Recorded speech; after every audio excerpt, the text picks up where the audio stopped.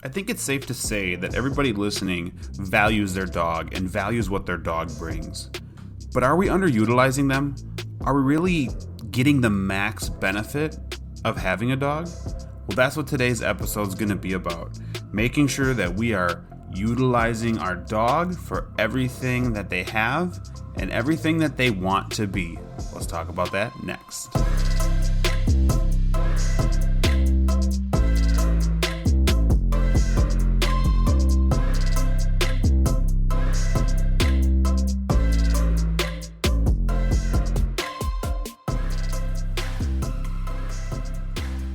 All right. Welcome to this week's episode. So, as you guys have probably known if you've heard prior episodes, I am Jake. I am from ondogtrainingacademy.com. We're an online course-driven website, and definitely check it out for more information, ondogtrainingacademy.com. You can subscribe right on that website to our email list. I promise we will not spam you with a ton of different things. It is just updates on how things are going with our courses and anything new and exciting going on at OnDog. So, I want to dive right into this topic because, to be honest with you guys, I typically do like show notes, I guess you could call it, where I write a bunch of stuff down that I want to talk about and I kind of go through this list and it's all fine. I am looking at a blank piece of paper because I wrote nothing about it. I was going to talk about something completely different, and then as me and my wife were upstairs cleaning up our living room and stuff, and we give our dog bottles of water when we're done drinking them, and he crunches them up, takes the cap off, and then that's it. It's done. So we were picking up bottles around the living room, and my wife decided, you know what? I'm going to have him pick these bottles up and put them away for me, put them into the recycling bin.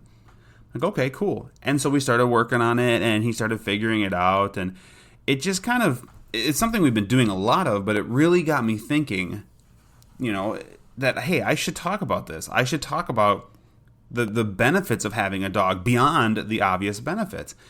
And so that's what this week's episode is going to be about. It's about making sure we're utilizing what our dog is there to offer, utilizing it, maximizing it, so that not only do we have an awesome pet, but we also maybe have a helper.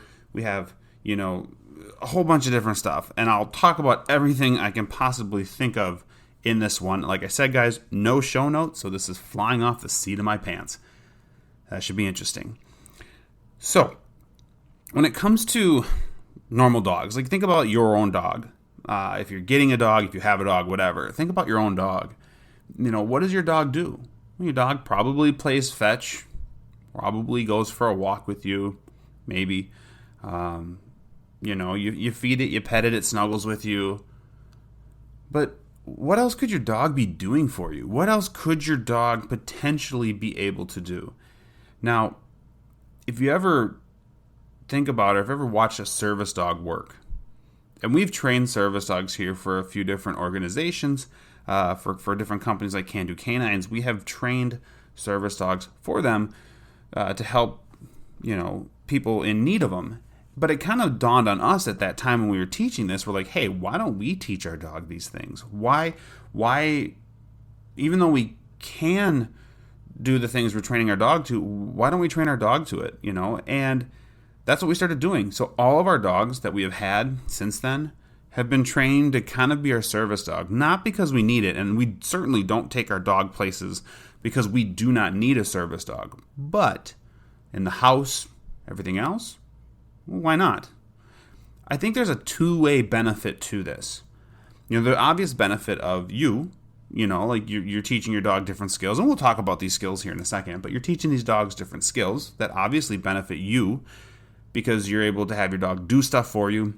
Now, you could say long-term it makes you more lazy, but you have to train it, so that's work. But also, step away from the fact that it's helping you and look at the fact that it's helping your dog.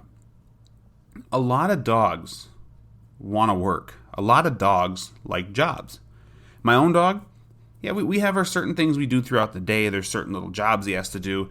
He values playing fetch. He values, a lot of different things. And so he yearns for him. Like, he's like, hey, let's go play fetch. Hey, let's go do this work. And as we were raising service dogs, we actually found that out. Like when the service dogs started to really understand their jobs, whether it to be to brace or do whatever, when we, as the dog got older, I don't want to say we put less time into training, but it was training less new skills. And so we were kind of just incorporating it into just kind of sort of everyday life. And the dogs really were like, hey, I want to work. So it's not just about you. It's about your dog too. You're giving your dog this enrichment, this stimulation that is only going to benefit your dog, make your dog happier, make your dog maybe a little more calm if it has a job and it's not just sleeping and playing and sleeping and playing. Maybe if you throw in different things, this is going to definitely help out your dog in general.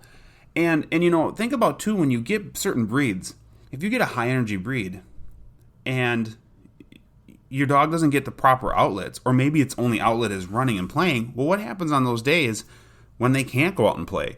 You're busy at work, your dog is at home more, or the weather's really bad and you're just stuck. Like you can't take your dog out places. Teaching them to do these jobs for you really, really helps. So let's go into a list of things that your dog can be doing for you. And we're going to start with a very, very cliche one. It's the one that I'm pretty sure, and I'm not being sexist by saying men, but it's just what it is. Anytime I mention tricks in any class or anytime I'm talking to somebody, I swear there's at least one guy who's going to go, can you teach him to fetch me a beer? The answer is absolutely I can. Absolutely, I can totally teach your dog to go into the fridge, open that fridge up, grab a beer, and bring it to you. That's it. I mean, I absolutely can do it. Now, should we do it? Well, I might have mentioned this in a previous podcast or a previous episode, I should say, is you have to remember with great wisdom comes great responsibility. That meaning, you teach your dog to open that fridge. Yes, you're teaching him to get you a beer, but you are teaching him to open your fridge. Think about that. Do you trust your dog to not go make himself a ham sandwich when he feels like it? I trust my dog. Now, my previous dog, that was a Basset Hound, certainly not. He would open that fridge up and make himself a big old gourmet meal and not even share. That's just the kind of dog he was. So, you always have to balance out, like, okay, well, if I teach my dog this, is there a negative effect to this? Obviously, teaching your dog to go into a fridge, there could be a problem. Now, I'm not saying don't do it.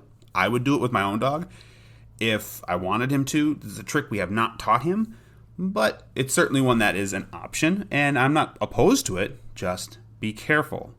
So you've been warned. So I don't want to get messages or anything like that saying, hey, I taught my dog to go get me a beer. It's working great, except for the fact that our food's disappearing faster and my grocery bill's a lot higher. I can't help you there. You've been warned. That's what we do. But think about some other skills your dog could do for you. Your dog could pick things up for you. Picking up is such a natural thing for a lot of dogs, retrievers, everything. But you can teach other breeds to do it. I don't want people to get stuck on the fact that they have a breed that maybe isn't labeled as a smart breed or as a working breed. Our Basset Hound, and I will go back to him a ton on this because people think Basset Hounds are stupid. They're not stupid. They're extremely smart, and they're so smart that they can come across as stupid, if that makes sense. They are like, yeah, I'll do it for me. I'll do it, but like, nah. And they come across, well, you're just dumb because look at you, you don't want to do anything or you're not doing the work I'm telling you to do. It's not stupidity, folks. I will tell you that much. These dogs are incredibly intelligent. And honestly, a lot of dogs are. There's stubbornness, there's all these different things, but whatever. Our Basset Hound, we taught him to pick things up. Now, the motivation behind it might be different, and that's always key to remember, is what motivates your dog to do these certain things. For our dog we have now, the working part of it is basically the rewarding part of it. And he'll pick up anything we tell him to pick up, and he'll play with anything we want to play with. I could grab a pen and be like, hey, let's play tug of war with a pen. And he'll be like, cool, we'll do that. Or I could pick up, a water bottle or whatever, I guess, and just say, let's make this into a game. And he'll be like, cool, I want to play games with you, so I will do it. Our Basset Hound, on the other hand, everything is strictly to get something. I will pick up anything you tell me to do. My Basset Hound would pick up licenses. He'd pick up anything you told him to pick up, as long as you paid him at the end with some food. If you gave him the food, he would do anything for you. Now, if you said, do this for me, there won't be food involved, he may look at you and go, come on, man, like, I'm not going to do that. I'm not going to do it. And so there's different motivations behind the work for your dogs, but any dog, I do not care what breed you have. You can tell me you have a teacup Yorkie. You can tell me you have a Mastiff. It does not matter to me. Your dog can do it if you take the time and teach your dog to do it. So picking things up, super beneficial. You drop something on the floor, pick it up. What was really beneficial to me, like I said, we don't need a service dog. However, I herniated a disc in my back last summer, and boy, did those skills come in handy. For that few month span that I was really hurt, that came in handy. He'd pick stuff up for me. He became my at-home service dog, and it was fantastic. So picking stuff up, super nice. Another thing we taught our dog is remote, meaning go fetch the remote. Now, this all breaks down into just teaching your dog to pick things up, pick anything up, right? Because if you teach your dog to pick up anything, like if I tell you to pick this up, pick it up. And teaching a dog pick up is a whole episode into itself, but if I teach a dog to pick something up and give it to me, then I can start to morph that into different commands. One of them for our dog is the remote. We turned pick up, pick it up into a specific thing. Pick up, we'll say remote, pick it up, remote, and he'll find the remote and give it to us. We'll also say blanket, and he'll go grab a blanket off the other couch, bring it over to us, and give it to us. My wife, and I will give my wife the most credit I can possibly give because she's the one who said, I'm going to teach him all these different things. We worked on pick up and retrieve and all that together, and then she's like, I'm going to morph this. And so she tweaked it into everything. She tweaked it into tissue. When she says tissue, our dog will go, pluck a tissue out of a tissue box, and bring it to her and give it to her. Now, we still reward him for it with treats, but he enjoys it. Like, you watch him working, and he's so happy. My Basset Hound, he was excited for the food, but you could see the excitement was different. He's like, oh my God, I get food, I'm going to do this. Our dog that we have now was like, I'm going to do this because this is the funnest thing in the world, oh my God. And that's just how it was. But he'll do tissue, and we've been teaching him, like I just said, picking up water bottles that he's crunched up, putting them in the recycling bin. There's a lot of things dogs can do for us, and there's obviously the emotional parts of it, they cuddle with us and all that. But think beyond that. Your dog can act as a brace if you need him to be a brace. If you have knee issues, but maybe you don't need a service dog, if you have the right dog, meaning the right build, size, and age, you can teach your dog to be a brace where if you're a little wobbly, you can put your hand on your dog, use them as a brace. You can also use them to help you get up. There's obviously protocols to that, like not pushing on the center of their backs. You want to use their shoulders more. You don't want to push on their hips. However, there's things you can do with that.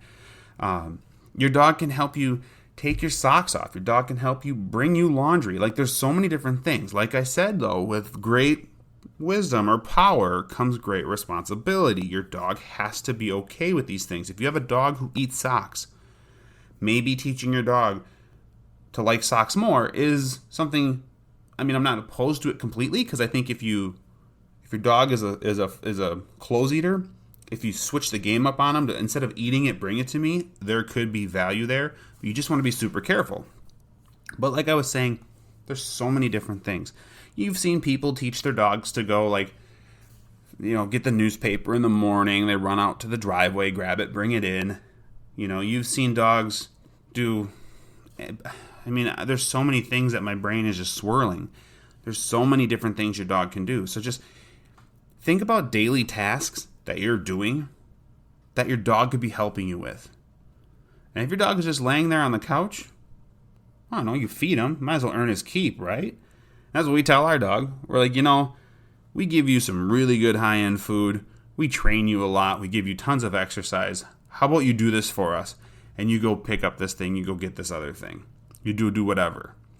We've gotten to the point with our own dog, and this is through a trust. We trust him. This is through a trust factor with him. We've taught him even when we go, all right, go get your treats. We have one of those really old school candy canes that would have the Hershey Kisses in them. This is probably 10 years old by now. but we'd have this Hershey Kiss thing, and we fill it full of dog treats. And it hangs on one of our lamps, like a bar off one of our lamps in our living room. Now, he knows he's not allowed to touch it. He knows he's not allowed to go up and mess with it or anything like that. But when we say, go get your treats, he will jump up onto the couch. He will grab the treat container, turn it so that it unhooks, and bring it back over to us so we can pop it open, get a treat out, and give it to him. Now, what we haven't done with him yet, and it's probably from a lack of finishing this whole trick, is we have not gotten him to put the treats back. I think that takes a little more coordination, getting that hook over the top, and a little bit more time that we just haven't done with him yet. I say yet because it's still in the works. But again, we're making him do all this work for us, and then we're making him go get his reward. And the whole time, I think it's hilarious. He thinks it's the funnest thing in the world, and he's getting this mental stimulation. And on top of all of that, your bond you're building, because when you're training these things, you're not training it through like force and stress and anxiety. You're training it through, hey, let's go play these really cool games of you getting stuff for me. And that to me is the huge. Now all of a sudden, the value your dog is putting it back at you is huge. You are making yourself even more awesome to a dog that probably already thinks you're awesome. I hope. Your dog needs to think you're awesome. If not, work on that. This will help, but work on that. Your dog should think you're awesome. And so your relationship grows. Like the connection, every dog we get, you always want to be like, oh, that was the it dog, right? That was your heart dog. I swear, every dog becomes my heart dog. And it's not because they're better than the other one. It's because I put more of myself into the dog. We put more of ourselves into our dogs, and we're really saying, hey, become even more part of the family. Become even more part of like us through doing stuff for us. You're meshing your dog into your life even more, which I think is just so awesome. It's so awesome. It makes it harder, in the end, because this dog is even closer to you. But every single dog that we have gotten has been a heart dog and has been the hardest dog to lose. But I think it's because every single time we're just putting more into them and we're teaching them more. And I'm not into anthropomorphizing dogs, making them, treating them or talking to them or acting like they're our children, like they're people. They're not people. They're still dogs. However, boy, there are some times where I think he understands every single darn thing I am saying, and he listens, and it's almost like he understands everything I'm saying. It's insane. And I'm sure a lot of people listening can relate to that. It's crazy, but it's true. You talk to your dog sometimes like they're people, and you swear they understand. Again, though, I'm saying he's a dog. I understand he's a dog. But, we don't have kids. These are our kids, and we put a lot of effort into them to make them just these awesome, awesome creatures. So, sit down and think about, and I say this at the end of or around my episodes a lot, where I say, think about. But it's true. I want you to think about ways you can take something that you're doing in your daily life and incorporate your dog into it. And that's not just walks. Walks are great. Playing fetch is great. They're great exercise for your dog. It's getting you out, which is exercise. And when COVID hit, exercise was important. But if you can train your dog to do different skills for you, picking stuff up, being a brace, if you need him to lay on top of you, teach him to lay on top of you. Like I said, you can train your dog to be your service dog, but not taking it out anywhere. I mean, why not? Like, we train our dog, and basically we justify it through everything I just talked about. But also, what if something happens to me? Like, why not have that tool in my toolbox that if something happened to me and I needed a service dog, I had one locked and loaded, and he could run through a service dog, all the stuff, service dog stuff that's required, public access, all that stuff, just through all the training we've done, and he's ready to go. That's what I think. I mean, that's kind of a mindset I have. Is in a previous episode, I talked about socializing and doing everything with your dog so that if something happens to you and your dog needs to be relocated, like something like you die or something, you need to be relocated, your dog needs to be relocated, that they can morph through all the socializing and everything you've done. Your dog can handle it and be okay.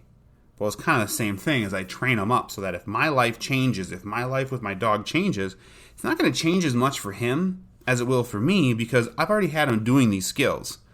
So it's a fun thing to do. I find it super valuable. I've probably talked about it a lot longer on this episode than I should be, but I think you guys get the drift. Think about what you can do with your dogs and have them benefit your life. It will benefit their life, I promise you. If you're using treats and positive motivation, they will 100% absolutely love it. And don't use your dog's age or breed or sex or size or whatever as an excuse not to do this stuff, because the first dog we ever raised as a service dog for an organization was a Yorkie. His name was Tex because he came from Texas. He was a Yorkie, and he went to a home. His primary job was alert. So if someone was hard of hearing, he would alert if the phone rang, doorbells, he'd indicate. He also, because this person was also in a wheelchair, was really good at picking stuff up, also really good at taking socks off, and being a helpful dog. And he, being a terrier and everything, he ate that up and absolutely loved it. Our other dog we had, Hoover, was a black lab, and he would do everything for you because he's a lab, and they just love to work, they love food, they love people. It's everything's awesome. So it doesn't matter the breed that you are training. If you put the time and effort into it, yes, some dogs will take more, but if you put time and effort into it, your dogs can do all this stuff for you, and it'll be fun for them, fun for you, and everything will be harmonious and awesome and everything. So, guys, hopefully that was educational for you. Hopefully it gets you guys thinking, gets the brain going, have you guys coming up with some ideas of things you can do with your dog. Make sure you do that. Also, make sure you check out ondogtrainingacademy.com. Not a lot there yet, but we are building it. It is coming. And of course, keep listening. Subscribe if you can to this podcast so you get alerted when new ones come out. I've been dropping them every Thursday at midnight. So Thursday, when you wake up, you could listen to this voice. I mean, don't you want to wake up to this voice? I'm kidding, guys. But seriously, train your dogs. Have a good week. We'll talk to you next week.